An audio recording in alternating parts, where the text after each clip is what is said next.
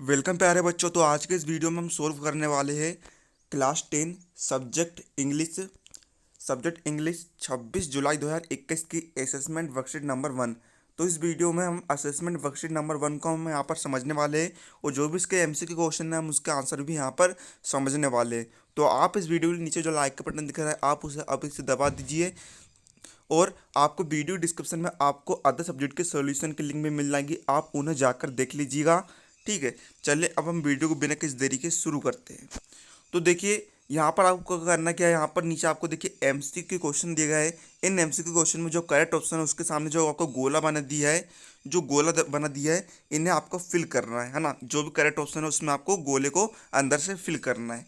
तो यहाँ पर देखिए क्या लिखा है, read the following passage and answer the question 1 to 5।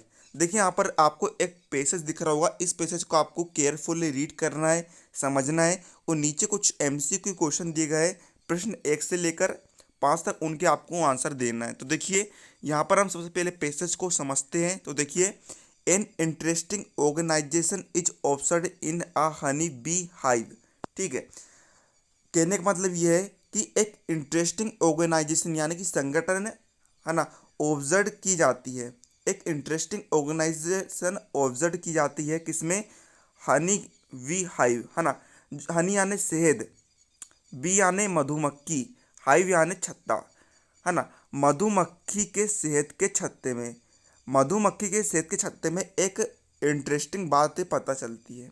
क्या बात पता चलती है हमें, a colony of several thousand बीस, यानी कि मधुमक्खी की छत्ते में जो उनकी कॉलोनी होती है वहाँ पर है ना, वहाँ पर हजारों मधुमक्खियाँ रहती है।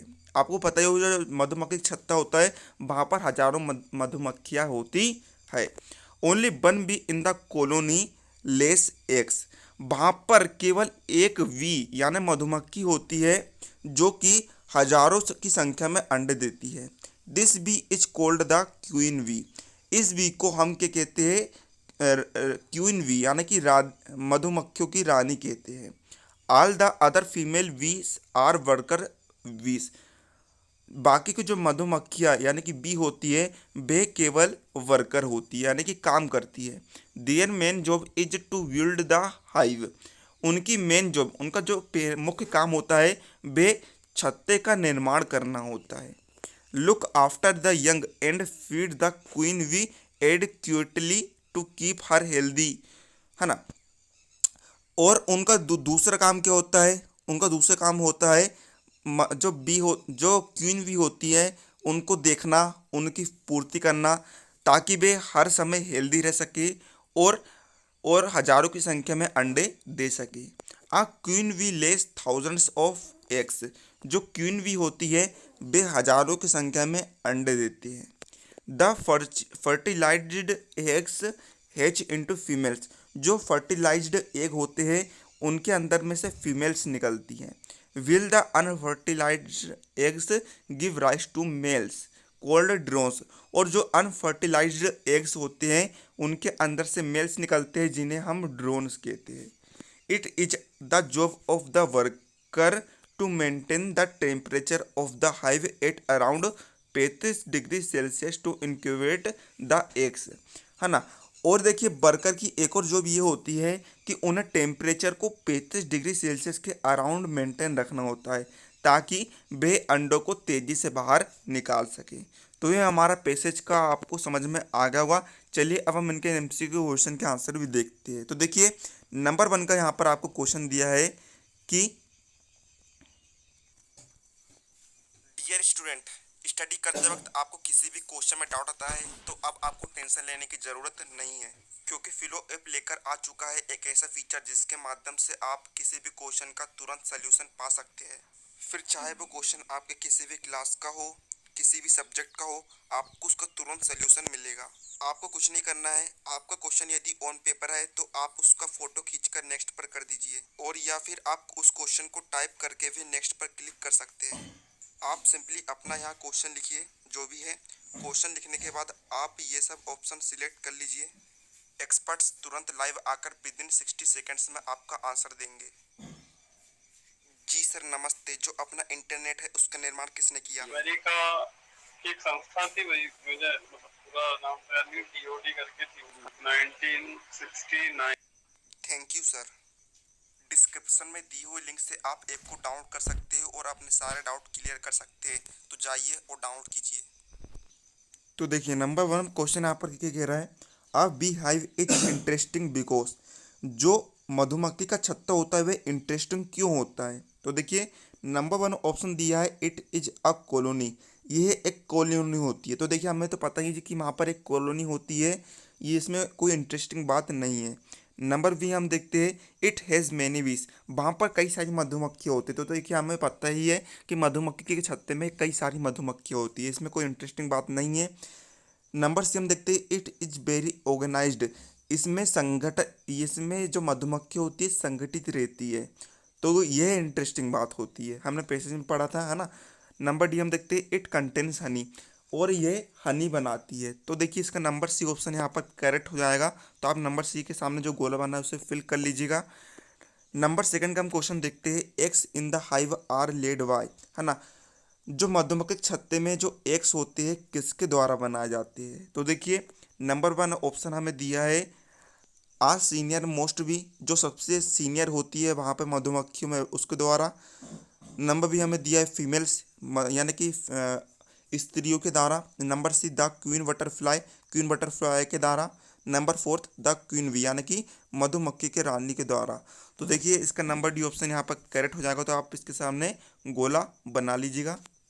अब नंबर तीन का हम क्वेश्चन देखते हैं कि the main job of the female bee is, है ना, फीमेल वी की मेन जॉब क्या होती है। तो देखिए नंबर ऑप्शन दिया है टू बिल्ड द हाइव, यानी कि छत्ते का निर्माण करना।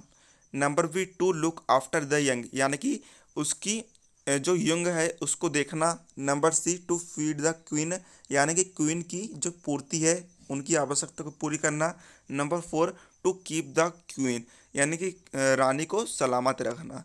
तो देखिए इसके चारों ऑप्शन वैसे करेक्ट है, लेकिन यदि हम माने कि जो इसका मुख्य कार्य क्या होता है, इसका मुख्य कार्य होता है नंबर ए ऑप्शन। तो यहाँ पर आप ए ऑप्शन फिल कर लीजिएगा। ठीक है। नंबर फोर हम देखते हैं आर ड्रोन ग्रोस इनटू आ, है ना, जो ड्रोन ड्रोन यानी कि मेल, मैंने आपको बताया था जो है ना मेल को क्या कहते हैं, हम ड्रोन कहते हैं। तो जो ड्रोन होते हैं वे किसके द्वारा ग्रो होते हैं। तो देखिए number one a male bee के द्वारा। Number B a female bee के द्वारा। Number C a queen bee के द्वारा। Number four a large egg के द्वारा। तो देखिए जो होते हैं ग्रो वे किसके द्वारा होते हैं, आ क्वीन वी के द्वारा ग्रो होते हैं। ठीक है। नंबर फाइव हम देखते हैं find a word from the passage which means the same as enough, हमें पैसेज में से एक वर्ड ढूंढना है जिसकी मीनिंग इनफ के समान हो। इनफ की मीनिंग क्या होती है, इनफ की मीनिंग होती है पर्याप्त। तो देखिए नंबर सी एडक्यूट की मीनिंग भी इनफ के जैसे ही होती है, यानी कि पर्याप्त होती है। देखिए हमने वन से लेकर फाइव तक यहाँ पर सोल्व कर लिया है। चलिए अब हम देखते हैं नंबर सेकेंड। इसमें देखिए आपको यहाँ पर देखिए 6 से लेकर 8 तक के प्रश्नों में आपको सही डिटरमिनर शब्द को चुनकर लिखना है ना, यहाँ पर, और उनके सामने यहाँ पर आपको गोले को भरना है। तो देखिए नंबर 6 में हमें दिया है Raveena has billing doubts in the chapter so she will be back soon, Raveena को चैप्टर में डाउट है तो वह पुनः लौटेगी। तो देखिए यहाँ पर एनी आएगा या फिर सम आएगा या फिर मच आएगा या फिर मैनी आएगा। तो देखिए मच का उपयोग कहाँ होता है, मच का उपयोग होता है अनकाउंटेबल नाउन के साथ, और मैनी का उपयोग होता है काउंटेबल नाउन के साथ। तो देखिए यहाँ पर क्या आएगा, यहाँ पर आएगा मैनी, क्योंकि जो डाउट है, डाउट है ना, डाउट को हम गिन सकते हैं इसलिए काउंटेबल होते हैं। तो यहाँ पर क्या आ जाएगा, मैनी आ जाएगा। नंबर 7 हम देखते हैं there is not blank truth in what is being said. देखिए यहाँ पर ट्रूथ है, ट्रूथ क्या अनकाउंटेबल होता है, यानी कि हम इसे गिन नहीं सकते हैं। तो यहाँ पर क्या आएगा, यहाँ पर या तो मच आएगा या फिर मैनी आएगा या फिर एन आएगा या फिर सम आएगा। तो देखिए मच का उपयोग कहाँ होता है, मच का उपयोग होता है अनकाउंटेबल के साथ, और मैनी का उपयोग कहाँ होता है, मच का उपयोग कहाँ होता है अनकाउंटेबल साथ, और मैनी का उपयोग होता है काउंटेबल के साथ। तो देखिए यहाँ पर क्या आएगा, मच यहाँ पर आंसर आ जाएगा। ठीक है, क्योंकि है ना, क्योंकि ट्रूथ क्या है अनकाउंटेबल होता है। नंबर 8 हम देखते हैं blank has been done to save trees in the forest. यहाँ पर क्या है, हेज लगा है, हेज क्या अनकाउंटेबल है, हेज बिन क्या अनकाउंटेबल है। तो यहाँ पर या तो मैनी एनी आएगा या फिर मेनी आएगा या फिर मच आएगा या फिर सम आएगा। तो देखिए यहाँ पर मच का प्रयोग होता है अनकाउंटेबल के साथ और मेनी का प्रयोग होता है काउंटेबल के साथ। तो देखिए यहाँ पर क्या आएगा, यहाँ पर आएगा मच। तो यहाँ पर मच के सामने आप गोले को फिल कर लीजिएगा। अब नंबर 3 का क्वेश्चन हम देखते हैं। मेन क्वेश्चन है choose the correct relative pronoun and dark and against in. यहाँ पर देखिए आपको 9वें और 10वें क्वेश्चन में आपको करेक्ट रिलेटिव प्रोनाउन को यहाँ पर सिलेक्ट करना है, उनके सामने बने गोले को यहाँ पर आपको फिल करना है। तो देखिए नंबर 9 हम देखते हैं my never blank remains very quite really helped me in a time of need, है ना। जो मेरे पड़ोसी है वे बहुत शांत रहते हैं। Really helped me in time of need, है ना, हमें ज़रूरत पड़ने के समय वे हमारी मदद करते हैं। तो देखिए यहाँ पर किसकी बात हो रही है, माय नेबर यानी कि मेरे पड़ोसी। पड़ोसी यानी कि कौन है, व्यक्ति है। जहाँ पर व्यक्ति की बात की जाती है वहाँ पर किसका प्रयोग होता है, वहाँ पर प्रयोग होता है हु का। हु मीन्स जो, है ना। मेरे पड़ोसी जो कि शांत रहते हैं, है ना, तो यहाँ पर किसका प्रयोग होगा, हु का प्रयोग होगा। नंबर 10 हम देखते हैं the fruit blank I plucked was the most juicy and sweet, है ना। फल जो कि प्लक्ड था वे सबसे ज़्यादा जूसी और मीठा था। ठीक है, तो यहाँ पर देखिए फ्रूट की बात हो रही है। फल क्या है, एक चीज़ है, वस्तु है। जहाँ पर वस्तु की बात हो वहाँ पर हम बीज का प्रयोग करते हैं, है ना। तो इसका करेक्ट ऑप्शन क्या आएगा, बीच हो जाएगा। तो आज के इस वीडियो में मैंने आपको वर्कशीट असेसमेंट वर्कशीट नंबर 1 का मैंने आपको फुल सोल्यूशन बता दिया हूँ। उम्मीद है आपको वीडियो हेल्पफुल और वीडियो लाइक कर दिया। मिलता है लोग, तब तक के लिए जय हिंद जय भारत।